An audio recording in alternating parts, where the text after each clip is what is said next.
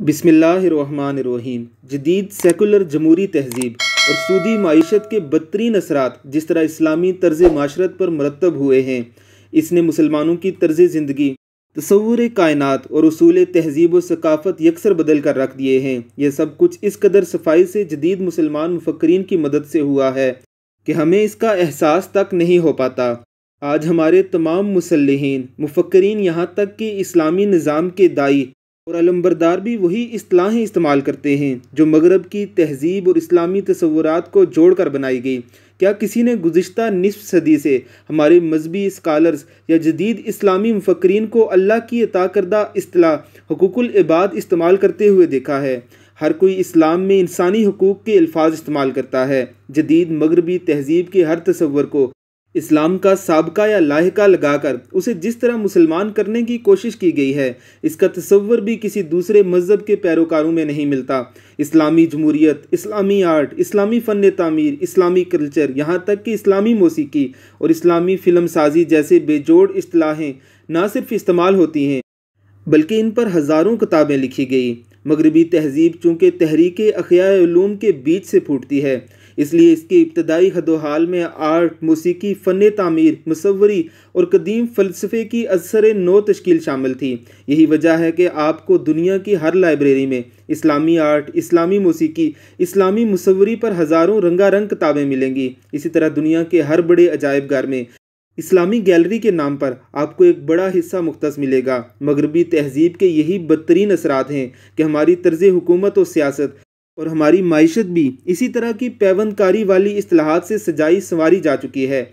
बल्कि मामला यहाँ तक आ पहुँचा है कि दुनिया भर में इस्लाम के नाम पर सियासत करने वाले अफराद भी महसूस मफादात और मसलहत के तहत इस्लामी इस्तिलाहें इस्तेमाल करने से इज्तनाब करते हैं। मसलन कोई अपने मुल्क के सरबराह के लिए अमीरुल मोमिनीन का लफ्ज़ इस्तेमाल नहीं करना चाहता, बल्कि जदीद दुनिया के साथ हम आहंग होने के लिए सदर और वज़ीर आज़म की इस्तिलाह इस्तेमाल होती है। यहाँ तक कि गुज़िश्ता 50 बरसों में आने वाले ईरानी इनकलाब में भी हुकूमत का जो नक्शा सामने आया, इसमें भी मगरब के तसव्वुर जमहूरियत से मुमासलत के लिए सदर, वज़ीर आज़म, पार्लियामेंट और इलेक्शनों की इस्तिलाहात इस्तेमाल हुई।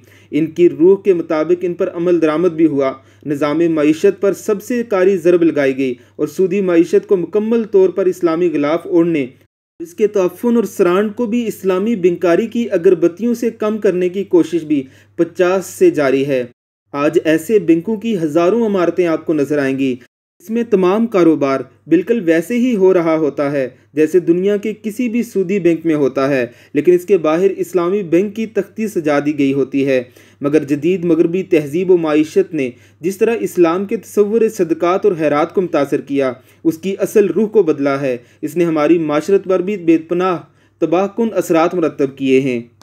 मगरब और इस्लाम की तहजीब में बुनियादी फ़र्क ये है कि मगरबी सूदी जमहूरी तहजीब फ़र्द यानी इंडिविजुअल के गिर्द घूमती है और उसी की फ़लाह और बेहतरी के लिए सरगर्म अमल होती है, जबकि इसके मुकाबले में इस्लाम फ़र्द के तमाम माशरती इदारों के साथ तल्लुक़ को अपने हर अमल की एसास तस्वर करता है।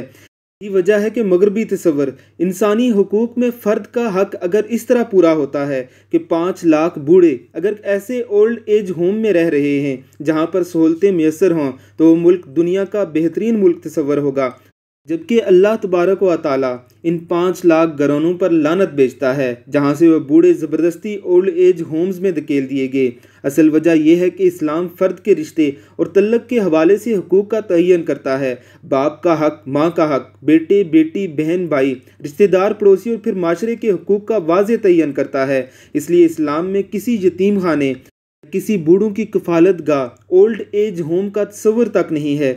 इस्लाम ज़कात, सदक़ात, खैरात के मसारिफ़ मुतय्यन करते हुए उनके अव्वलीन मुस्तहक़ीन में क़राबतदारों को शामिल करता है। क़राबतदारी एक वसी लफ्ज़ है जिसमें एक शख्स के दूर दराज के तमाम रिश्तेदार भी आ जाते हैं। यही वजह है कि इस्लाम में कफ़ालत यतीम इसके करीब तरीन रिश्तेदारों की ज़िम्मेदारी है। इसीलिए फरमाया कि मैं और यतीम की कफ़ालत करने वाला जन्नत में इस तरह होंगे। आपने अपनी उंगुश्त शहादत और दरमियानी अंगली के दरमियान थोड़ा सा फासला करके इशारा फरमाया।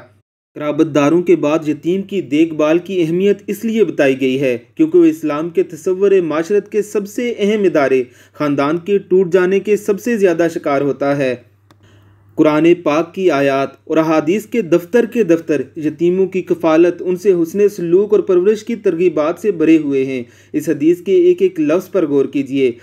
روایت ہے حضرت ابو امامہ سے کہ فرمایا رسول اللہ صلی اللہ علیہ وسلم نے جو کسی غریب کے سر پر ہاتھ پھیرے اور صرف اللہ کے لیے پھیرتا ہے تو ہر بال کے عوض جس پر اس کا ہاتھ پھرے نیکیاں ہوں گی، اور جو اپنے پاس رہنے والے یتیم یا یتیمہ سے بھلائی کرے جنت میں اور وہ ان کی طرح ہوں گے اور اپنی دونوں انگلیاں ملائیں۔ مسند احمد اور ترمذی۔ اس حدیث میں کس قدر وضاحت کے ساتھ یہ لفظ استعمال ہوئے ہیں، پاس رہنے والے یتیم۔ گویا اسلام میں وہ یتیم جو معاشرے سے الگ تھلگ کر کے معاشرتی ذلت کے طور پر یتیم خانوں میں رکھے جاتے ہیں، ان کا کوئی تصور نہیں ہے۔ جن افراد کی قرابت داری میں سے کوئی یتیم بچہ اگر کسی یتیم خانے میں پرورش پاتا ہے تو تمام صاحب حیثیت رشتہ دار روز محشر اللہ کے حضور اپنے اس بدترین رویے کی وجہ سے جواب دہ ہوں گے۔ یتیم خانے دراصل مغربی تصور خیرات چیریٹی کا ادارہ ہے، جسے جدید دور کے مسلمانوں نے ایسے اپنا لیا ہے جیسے وہ ان کی تعلیمات، معاشرت یا تہذیب کا حصہ ہو۔ اور یہ مقبول جان کے اسی کالم کا دوسرا حصہ اگلی قسط میں ملاحظہ فرمائیے گا۔